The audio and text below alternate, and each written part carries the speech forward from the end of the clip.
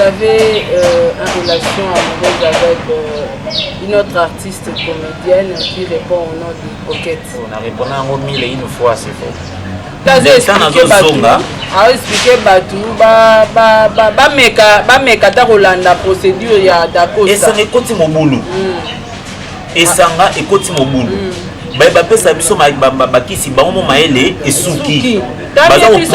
Tozonga ta na bokoko. Tozonga na bokoko. Mama papa kosangisa kongo bolone lo mususu te. Et okoma poison. OK. Kosangisa yango ne lo mususu te. Zoma kaso na kongo bololo 2000 francs ba bien mati. Tata ko mata kongo bololo suki na 2000 francs. Donc c'est ezanga na ba 100 francs. C'est ça rappelle mon pico 100 francs. Ezanga ko mon pico 100 francs. Mais il m'a dit quand même 2000. 2000. Je prends encore 2000 francs qui battent un respirateur dans zone. 2000 francs na kongo bololo. Soko tokisi yango penza. Na banzete wana nyoso tokisi yango.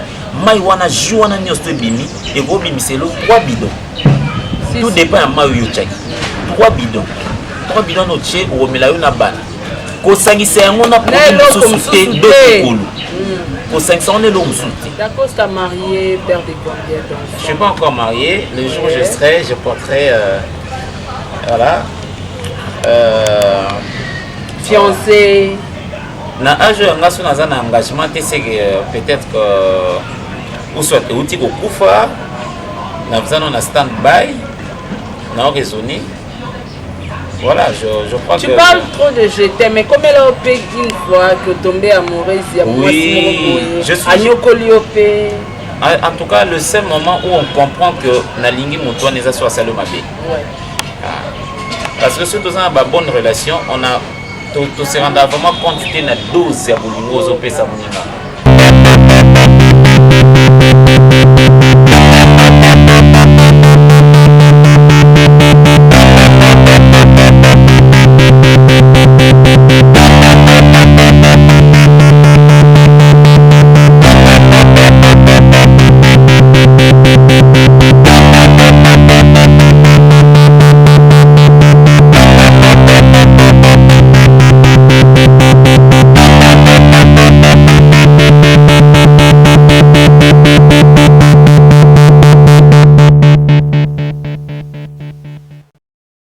Chers internautes de partout dans le monde, moi votre humble animatrice des émissions en ligne, Sarah Tola, dans notre émission des Analysons tous ensemble.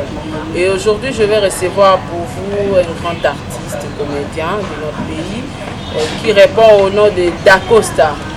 Avec lui, on va essayer de parler d'actualité, on va essayer de parler de sa vie.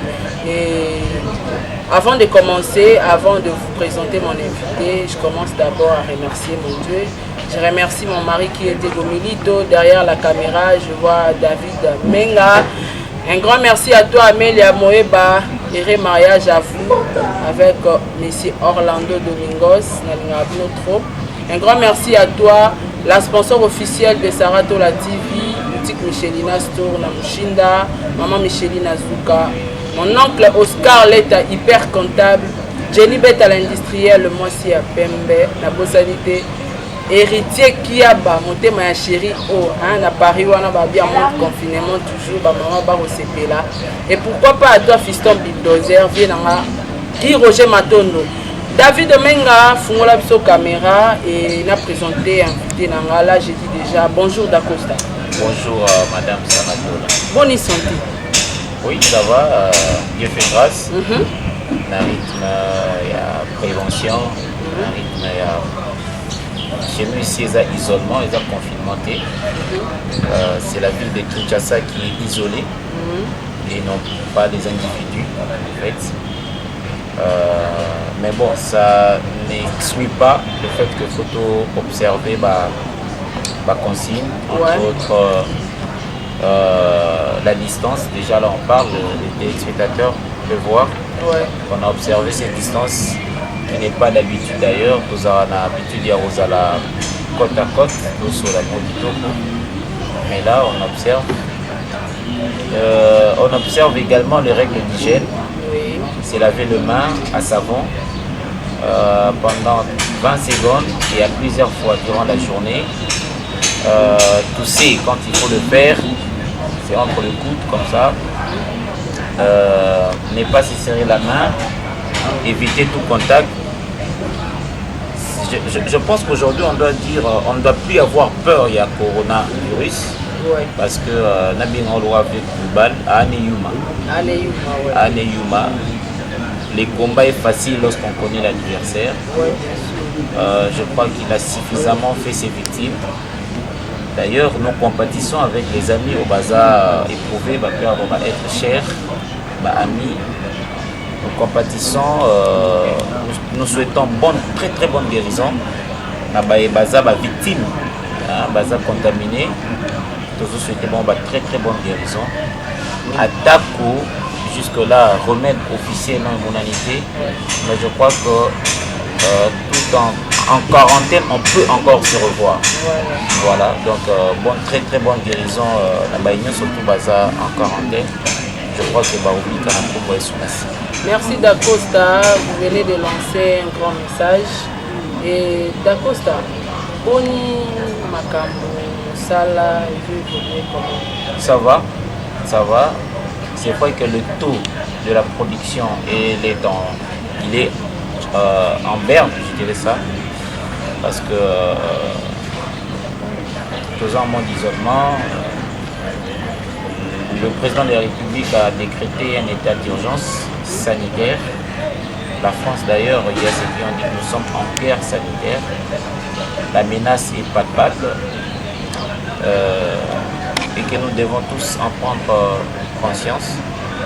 Donc, Bandé Kuba comprendre. C'est vrai qu'en confinement, on a encore besoin plus de divertissement. Bien sûr. Pour ne pas seulement voir les informations, les taux de contaminés, ce qui, voilà. Mais le monde est malade, la planète Terre souffre. Et je crois que c'est le message capital pour nous relaxer. Terrien, surtout que nous sommes, que nous avons intérêt de protéger notre chère planète parce que c'est rien que ça notre seul héritage. Si aujourd'hui la planète Terre n'existait plus, je crois que tout ça là, c'est moi qui suis le plus fort, moi je suis le faible et tout ça, et que existait. Donc nous sommes dans l'obligation et on bat de la planète Terre Nabiso, entre autres, écologistes, il faut planter, il faut entretenir l'environnement, il fait tellement chaud, mais ceux qui étaient à Mangoté de mettre tout ça l'émission aisément Boapi. Donc il est très important d'observer ces règles de la vie. Ceux qui vont monter aux anescato et coronavirus en est un exemple. Voilà. Merci Dacosta. Et Dacosta, vous êtes de quelle religion déjà? Je suis chrétien. Vous croyez en Jésus-Christ? Oui, je suis chrétien dès mon enfance. Oui. J'ai reçu Jésus-Christ comme Seigneur et Sauveur. C'est bien déjà. Dacosta, parlons un peu de l'actualité, mais avant de commencer l'actualité, on va bien la polémique actualité, avant de commencer. Dacosta, on se retrouve dans le théâtre ndenge. Bon, peu sont les artistes qui canalisent dans le domaine abisso. Ming d'artistes se retrouvent comme moi artiste.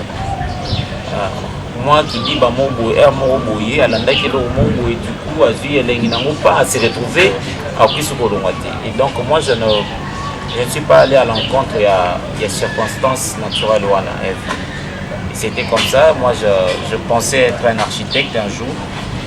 Après mes études aux humanités, j'ai décroché mon bac à atteindre de la Bombay, dans l'option mathématiques et physique. Félicitations. Merci. Je suis allé comme ça dans IBTP pour s'inscrire. Dans IBTP où j'ai fait de la préparatoire. Après G1, G2, comme mes parents n'avaient pas assez d'argent, l'école était boiteuse.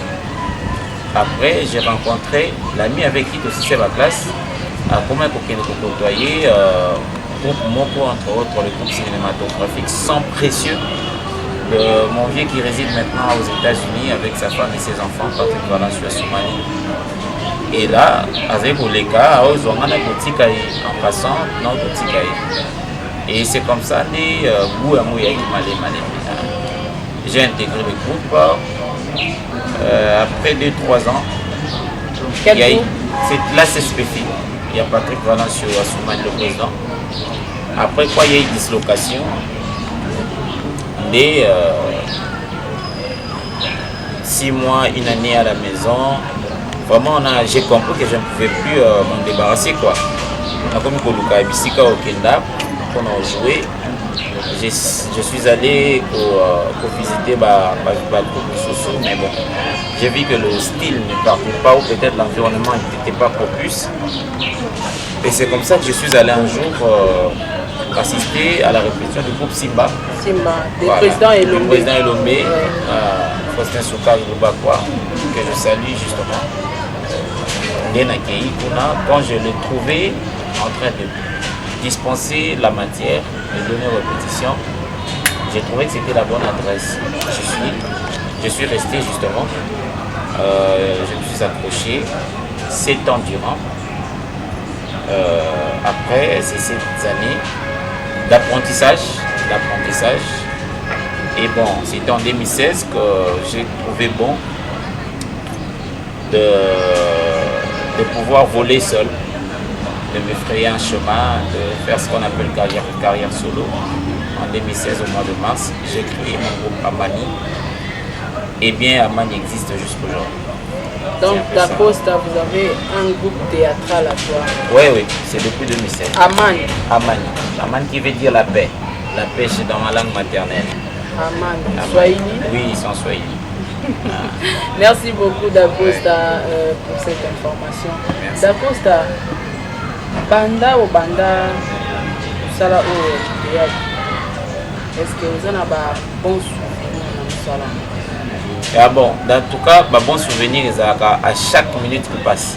À chaque minute qui passe, déjà l'émission de Sala, ils ont déjà bon souvenir parce que R au Postango, au monde à je t'aime beaucoup.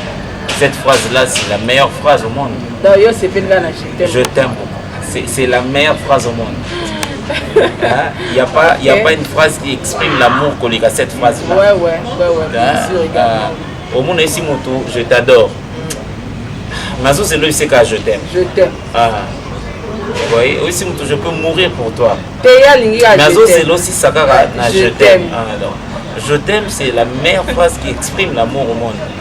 Et de personnes au monde, des personnes ont beaucoup d'anaté, à travers le travail que tu présentes aux tierces, Bazo arrivé au premier phrase Zouana.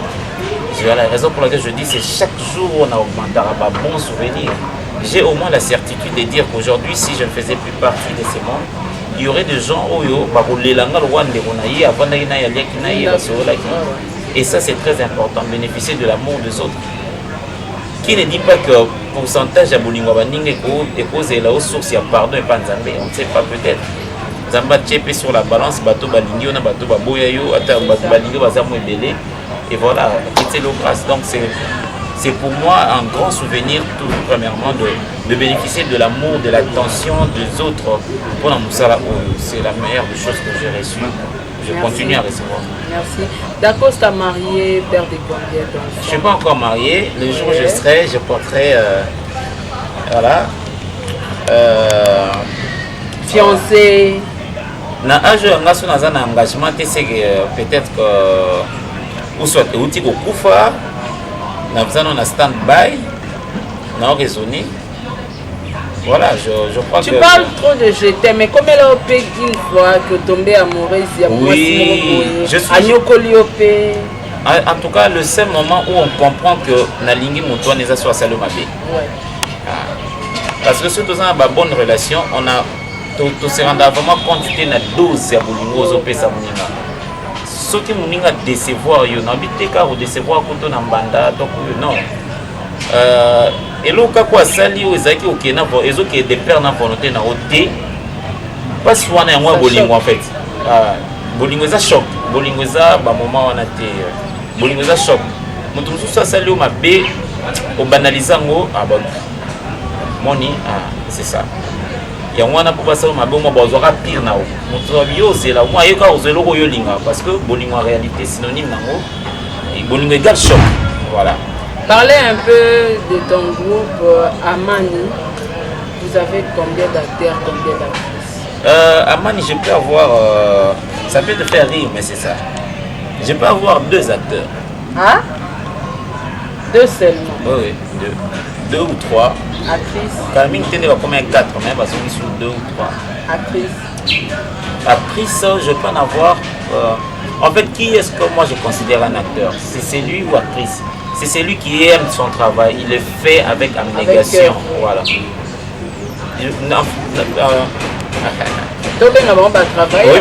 Jésus-Christ basé sur milliers. Ma binga est à 12 n'est pas pote. Voilà, c'est ça, man. C'est ça, man. Et parmi Batouan, est-ce que ça n'a pas tout pété? On va dans la pénale de la fin du monde, l'explique par un mot comment enveloppe. Ce n'est pas qu'on a ça parce que nous sommes rémunérés à Bisso mensuellement. Et puis ça Bisso et récompensera Bisso périodiquement. Mais je ne donne que ce que moi j'ai reçu. Ce que moi j'ai reçu, c'est ce que moi on m'a donné l'espace, il y a le potentiel dans la vie. Et c'est ce que moi je fais pour les autres, pour ceux qui acceptent ma vision. Donc je n'ai pas un cadre où qui ça réellement potentiel dans bango, capacité dans bango. Et on doit se le dire, nous vivons dans une société où il y a des personnes qui sont sensibles dans le salaire et surtout sur le salaire bien. Point ne peut en faire un secret de polichinelle. Dans l'artiste n'a même pas un statut. N'a même pas un statut. Donc on a fait rigolo là, fallu pour confier l'idée de vieux taboulay, comment histoire, il y a culture na biso jusqu'à là, basé en statuté. Poser le basé en statuté. Et pourtant nous sommes un pays qui dit c'est chaque jour au talent et bimaka. Mais malheureusement nous n'avons pas une politique culturelle dans notre pays. Si c'était le cas, je pense que nous les artistes serions parmi les personnes les plus riches. Parce que nous avons combien d'habitants dans notre pays? Et si on vendait un CD ou une œuvre à 0,1 $, un demi-dollar. Comprenez que je dis ça comme ça. Tout ça combien? Vous voyez? Dans ce cas, 10 000 personnes sont mis à 0,5 $. C'est que nous en avons combien? Mais bon, malheureusement, en même temps, on parle de la richesse, on parle de la pauvreté qui guette notre vie, notre quotidien. Donc, ceux qui m'ont pas été mon ami, Tokabolango en ami, ceux qui mon amité, le roi Tomesan au Samusa, na biso na sacrifice wana, to conscience en bongo. Mais sans lui, na fout à bon fin du monde, na zongo, globa na zam malfaiteur, na boîtier, et aussi il faut le dire, producteur bazala sauté, producteur bazala sauté, et belé à œuvre c'est nous-mêmes qui produisons cela. Donc na c'est privé mbati, na c'est privé chemise, na c'est privé cravate, na bingba na mai au bazan talent, na lakisi ba na musala ba yebi musala ngo, ba sis koé bango, na ki na commet bango sous ba histoire, na commet bango ba personnage, na tu na yesu na bon na tché bango sur scène. En fait, vous écrivez aussi des histoires. J'écris, je joue, je mets vous êtes scène. coach, parce qu'on vous appelle voilà, coach. C'est ça en fait, symbiose à Bablo Bagnos. Les amis ont dit, bon, ils ont coach. Okay. Merci beaucoup d'Acosta. Dans la question pour nous. C'est anonyme. Les arabes vrai ou faux. Ok. D'Acosta, vous avez une relation amoureuse avec une autre artiste comédienne qui répond au nom de Coquette. Non, c'est faux. On a répondu en 1000 et une fois, c'est faux. Merci beaucoup. D'Acosta, mauvais souvenir nayo, na vie, comme tout le monde sala nayo. Là on est pendant la raison vandière, moi pour que tu quels sont tes mauvais souvenirs? Vous savez, madame, moi j'ai appris à prendre la vie du bon côté. Ouais. Je garde pas tout ce qui est nuisif. Nous surtout l'état déjà de la santé mioto. Je donne pas la place à ça. Ouais, bravo. Donc à la minute au Senga Mabé, rassure-toi que Kawana n'a pas ça. Si. Voilà. J'avance. Je passe à autre chose. Merci beaucoup. Merci pour votre réponse. D'Acosta, tu as été cité parmi des acteurs au bazar à poison. Vrai ou faux? Et pourquoi tu as été cité? Bon, je pense que YouTube est un peu commerce. Ouais. YouTube est un commerce. Et ce qu'il faut, monter ça commerce, alors son bagage est logo, ils ont été camarades. Ouais, bien voilà. sûr. Donc, ce va citer Mangwanga la Moboui, Nendo Tchang, prêtez attention. Alors, risque ça la 4 vues. Voilà. C'est normal, mais j'en ai parlé, j'ai fixé l'opinion sur ce point-là. Je suis en bonne santé. Vous savez, Bissoto, personne ne voit Bissoba au beau Kwami, na vie à maman, boire à beau et la ndambu, tu es allé à l'école comme ça. Parfois, dans la classe, le professeur qui dit Batama Ao, Vraiment. Aujourd'hui, Dieu a fait grâce. Après, sur Batalan, on les a appréciés par Bateau. Dieu n'est pas aussi injuste comme ça à permettre au Moutoumou Bassaloma, mais surtout encore fort possible. Et ça, ceux qui ont salé qui Moutoumou Mabé. Mais quand on est dans un endroit Ndakwangangate, et l'eau a Simbaraté, moi c'est Batnasoraté, pour un mois Sinangaï, au bas la Camille. Oh, bravo. En tout cas, bien relation très sérieuse. Vraiment. Moi c'est Batnasoraté, et l'eau a Batnasoraté. Nasala Aka Moussa Nangaï. Nazara nanga fait la concurrence, je pense bien qu'à tu jouer 20 soana, mutuna mutazaka na fanatique na ne te dérange pas. Ne te dérange pas. Ata yekuna za métier, yoza noir. Eza mutuso wa sepena ba métier, ta c'est pas noir. Eza pe mutuso c'est pas noir, ta c'est pas métier. Dans le goût et les couleurs ne se discutent pas. Et les talents zamba pesa mutuna ba particularité. Donc tout ça là fait de sorte que naïna muninga te nazara clean. Alors comment Dieu peut permettre à ce que Yoyikana monte mon bébé ou c'est vrai c'est vrai que non mais on comprend que l'on notre temps tranquille on continue au succès Yosko a des lomina on dit comme ça parce que tu te dis mais parce que c'est Dieu là pour voir nos besoins, il nous protège, il nous garde. Donc cette histoire de poison a été un mensonge monté de toutes pièces. Et la personne a divulgué qu'il y a un poussa qui ceinture. Voilà, il est passé par il y a bateau qui victime pour un peu ça qui n'a quoi. Merci Dacosta. Plongeons un peu dans l'actualité. Lelo et Otomoni maladie virus ya Covid et Kangi monde mobimba. Et Tolanda qui nous continue à Mboka qui restait à la maison en mode confinement. École, bar, terrasse, église, etc. Ils allaient fermer. Et na évité la idée na yo. Pour ceux qui ont les églises, ils allaient fermer, école, ils allaient fermer, bar, terrasse, boîte, ils allaient fermer. C'est vrai que il faut attendre antichrist pour dire que ça me l'a été. Mais on ne peut pas à ce moment dire que ils ont une décision à faire. Vu le mode de propagation et la maladie, on avait intérêt à limiter les dégâts. Voyez, on avait intérêt à limiter les dégâts. Mais c'est momentané. Ma bende disait que l'église est ressemblée c'est ça le problème. Mais je crois qu'il y a une période, je crois jusqu'au 19 avril, toutes ces choses vont, si et seulement si on arrive à maîtriser la propagation et la maladie, les choses vont reprendre leur voilà.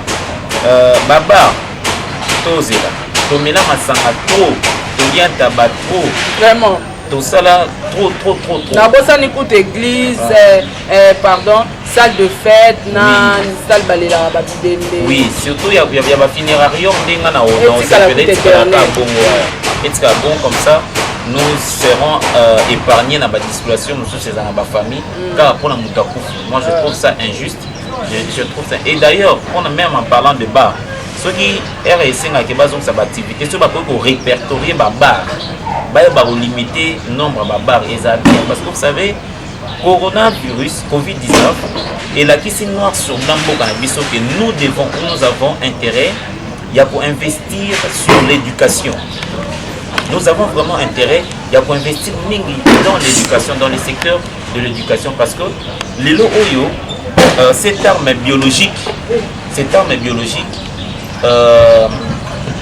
et à terme na ba guerre nyonso nanyango obimisa bombe Hiroshima na awa nanyango obimisa bombe Hiroshima nanyango obimisa armée na awa bien équipé wana na minduki babeta Covid-19 masasi lelo konikamba mutu des scientifiques, des chercheurs bavandi batala comment est-ce que nous allons mettre fin vaincre la propagation de la Covid-19.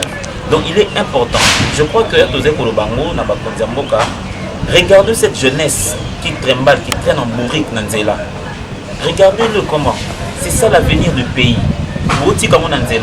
Aujourd'hui, les gens comprennent que demain, si la jeunesse n'est pas préparée, beaucoup de massacité, beaucoup de élémentaire. Je dirais ça.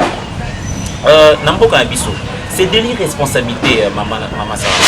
Vous savez que donc mboka mombe vandi toza kaka na chercheur moko tochi la misu le docteur je crois si je ne l'appellerai pas son nom Mouyembe ka yewana bozaka na centre de recherche moko biomédical INRB bo peut un peu confiance penza te botala qu'est-ce que la France a dit?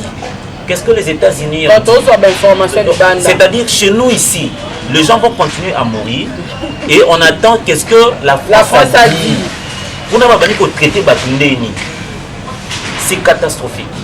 Donc je dirais que dans Mboka Nabiso, on a intérêt à investir sur l'éducation. On a intérêt. Covid-19 est là. Sévit dans notre pays. Mais ceux qui vont confiner les gens, nous ici on confine aussi les gens. Ceux qui vont donner de la chloroquine, je sais pas, on donne de la chloroquine. Donc par un moko, où est évité réellement pour prendre en charge banane. Vous voyez, à éviter. On est en train même de faire douter les gens sur la prise, il y a des plantes na biso awa Congo bololo moi munga basendi kochana lulemu pour na éviter ba symptômes nyonso surtout et ça la traîne na Covid-19 non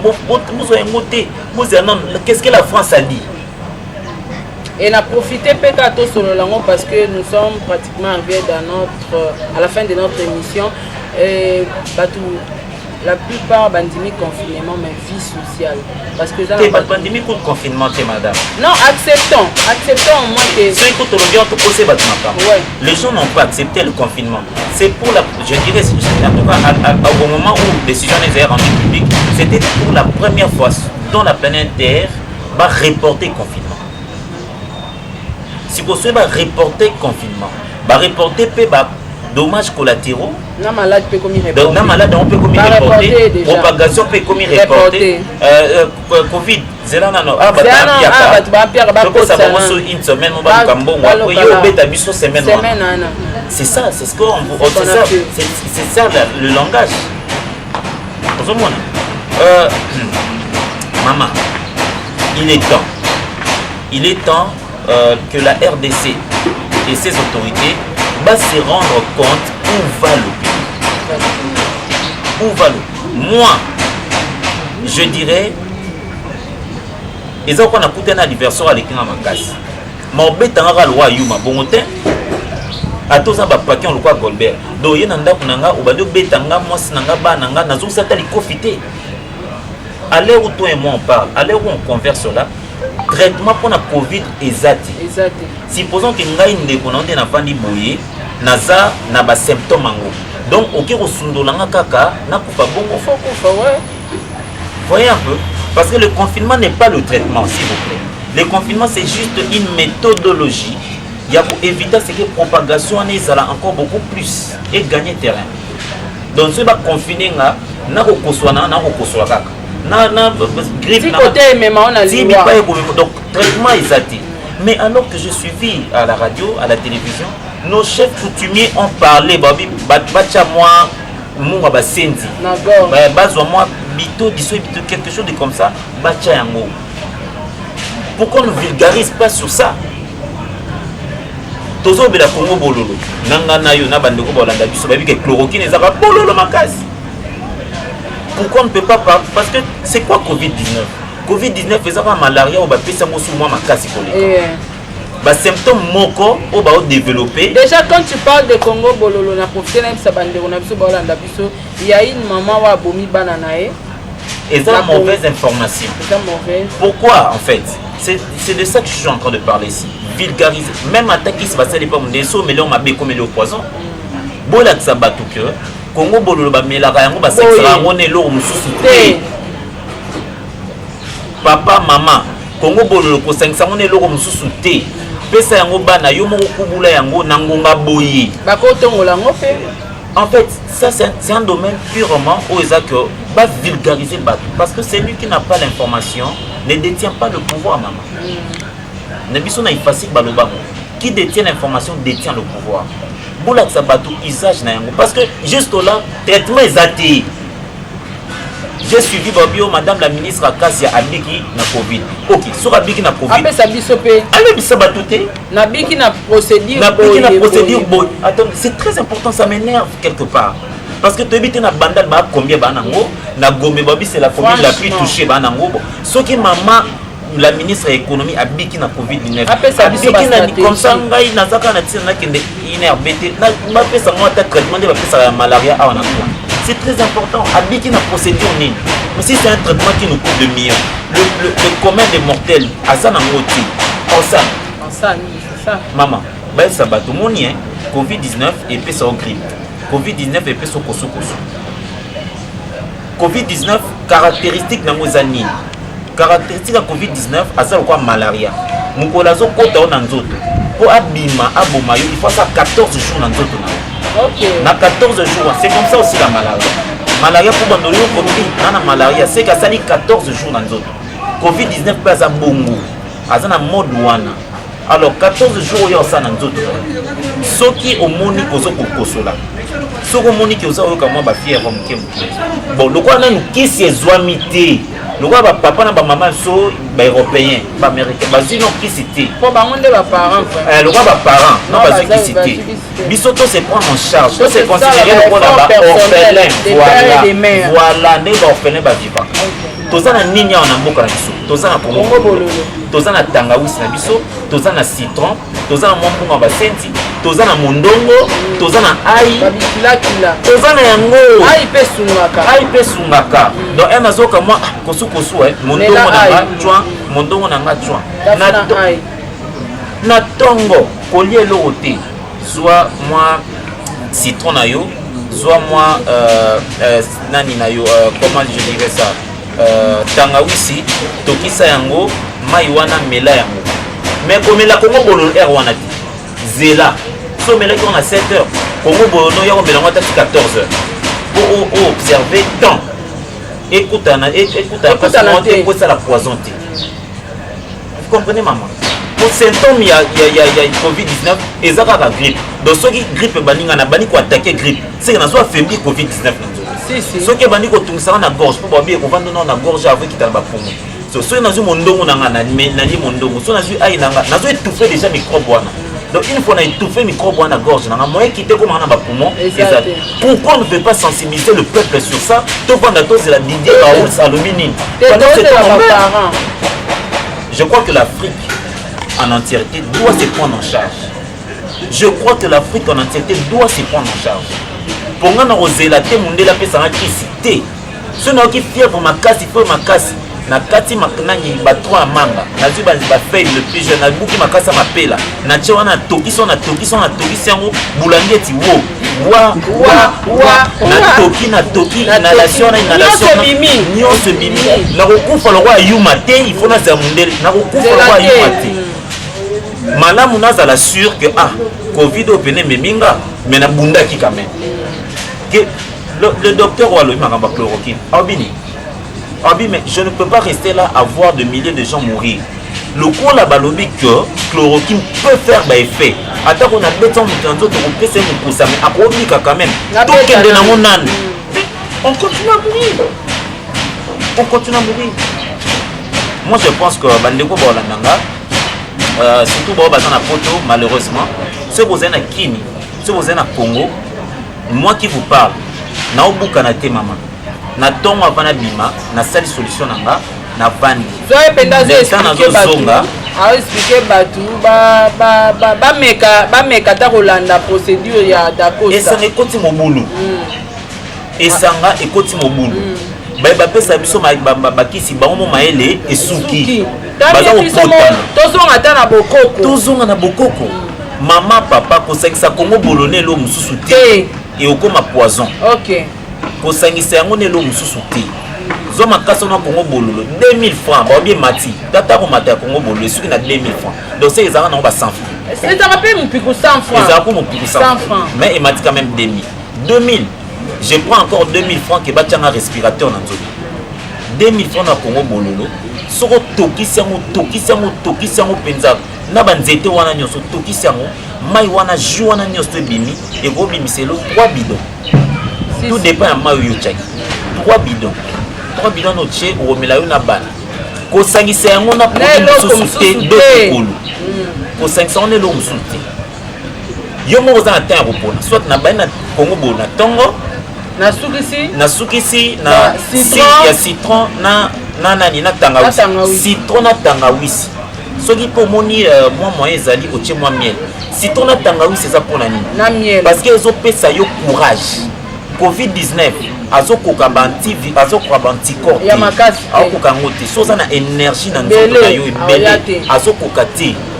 Alors citron na tangawisi epesa yo énergie misusu ko dezoliesa neti nga bomi yo to nazolia mikolo otie yango tongo bololo ezali mpona combattre malaria na ba maladi nyonso to evandaka bana na banzoto na biso na bakoko bayebi yango malheureusement na mboka na biso bakoko nyonso bakoma bandeko moi balakisa su mayele oyo ezate Congo bolo eza mpona kobundisa bamaladi nyonso to wana kosangisa yango te zwa tan soki oyoki mwa neti mwa naoka mwa mokusa mongongo ezaka naoka pilipili problème eza te me esunga o zwa nani mondongo na yo lia yango loka distraction zwa munga basenzi tia yango na lolemo awa eza kodégage eza kosoulage zwa oyoki mwa zone eza mwa boucher zwa vix tia toza na état de guerre ndeko nanga osala bizeti te tia yango ndeko kisi mpona konani coronavirus nanu emonani te mindele bango moko baobanga naoki bango tokufi 1000 bino boyebi biso tokufaka combien na benia na baguerre boyelaka biso donc 1000 comme toyebangisa bino problème ezali mais nous au moins tolingi ata mort moko te na afrique ndeko nanga lokola kisi nanu emonani te appliquons ce que je vous dis en observant dose na yango aussi moi vers mon corps moké ya Congo bololo omeli mais là on met la sucré mais là on est état d'esprit à sucré si on met la pas bière mais là on est état d'esprit à caster essentiel et protégé so ekutaki covid na kati nzoto ebomaye po covid azana 14 jours pour abima aba de salo ba effet nango azana 14 jours na nzoto donc na deuxième jour pour ko attaquer paquet ngai en fait je me considère déjà le roi naza atteint si on a pas attaquer abimati donc naza ko kubula yango tout en respectant batant parce que to yebité système sanitaire na mboka na biso eza reculé soki ba France eza ko beta ceux des États-Unis eza ko beta bongo RDC to suka wapi c'est ça donc raison pour laquelle je me dis na c'est considéré le roi naza déjà atteint mais naza na 2 semaines où il faut na bunda pona vie nango lobi na biso vesa isai bunda pour ta vie. C'est ça en fait, l'état d'esprit on a parce que je ne suis pas là en train d'attendre 19 milliards de dollars où tu as FMI dans la banque après l'état na biso entre guillemets abanda au Kaboulon alors c'est le temps tozonga avec 10 dollars maman avec 10 dollars maman to papa au kocha libota na yo à l'abri il y a maladie ou il y a Covid-19 voilà tout en faisant recours na obiso toza na moi comme ba plante ba blo na biso était comme ba munga ba 500 francs et tout le reste on se sent un peu en sécurité c'est seulement ça quoi voilà. Merci beaucoup Dacosta, c'était un grand plaisir de vous recevoir dans mon plateau. Nous sommes pratiquement arrivés à la fin de notre émission et un mot na passage na yo na Sarako Lati. Et ça vraiment espace ya liboso et pesingai il y a surtout il y a exprimer vraiment on a makambo ya Covid-19 ça rate la TV merci émission ya kitoko parce qu'on doit toko ku le roi bayuma te si toko ku le roi bayuma te donc vandika beaucoup le roi yuma et simbate il faut faire quelque chose et l'Afrique l'homme noir doit avoir confiance en lui d'abord confiance à lui et Covid-19 ils apprennent à biso épreuve oyo ko la biso que ba solution na ba problème na biso ko utaka ke pa ya mundele te il est temps ba konzi mboka beau faire comprendre biso peuple que nous pouvons nous prendre en charge et c'est le moment de faire ça.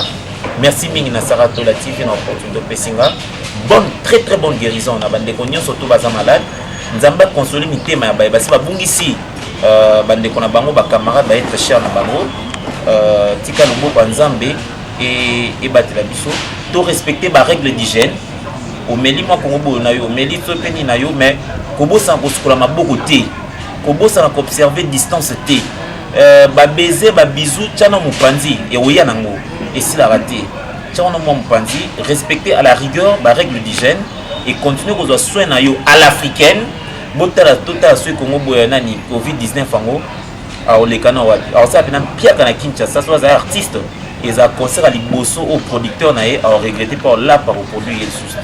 Merci beaucoup Dacosta, nous sommes arrivés à la fin de notre émission et là je dis un grand merci à toi d'avoir respecté nos principes de Sarato la TV. Merci. Un grand merci à David Domenga derrière la caméra et on se revoit à la prochaine émission. Ciao.